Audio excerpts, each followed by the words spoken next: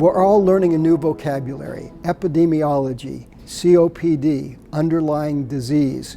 We're learning new alphabets like PPE, WHO, IOM, CDC, NIH. All these are agencies to help guard our health and provide us with a future.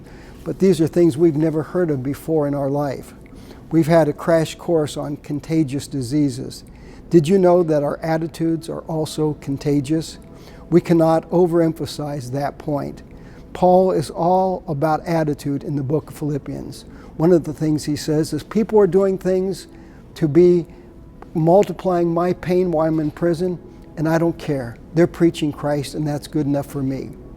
He knows of two women in the church, Syntyche and Euodia, in chapter 4, who aren't getting along, and he appeals to them to work on their attitude. But most of all, he tells us this: let your attitude be the same as Christ Jesus. Philippians 2:5. Our goal in life is not to allow the world around us to shape us, but for us to shape the world.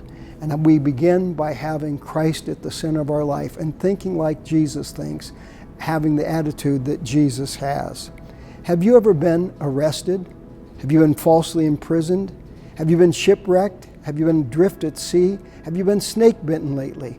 All those things happened to the Apostle Paul on his way to this imprisonment in Philippi. Yet he speaks of nothing but positive attitudes. He says, do nothing with complaining and grumbling. He says that we're to guard our hearts and our minds. He says, let your attitude be the same as Christ Jesus. We can change our world by changing our attitude. There are two piles that we deal with.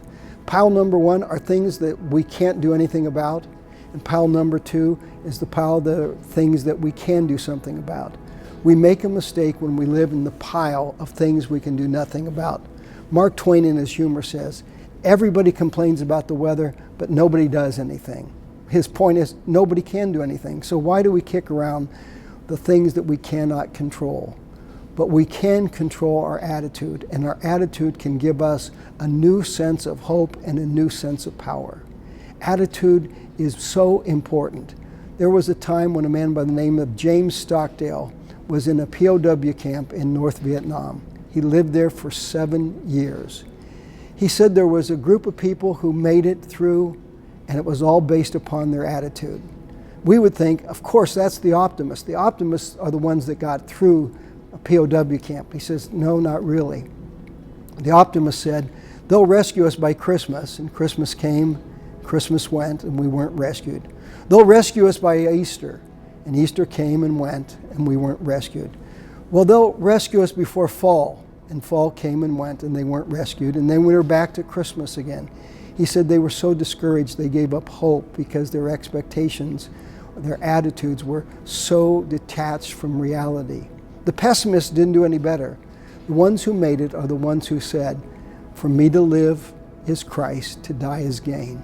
Meaning I'm ready to accept either side, but I believe God is going to allow me to live that I can help you.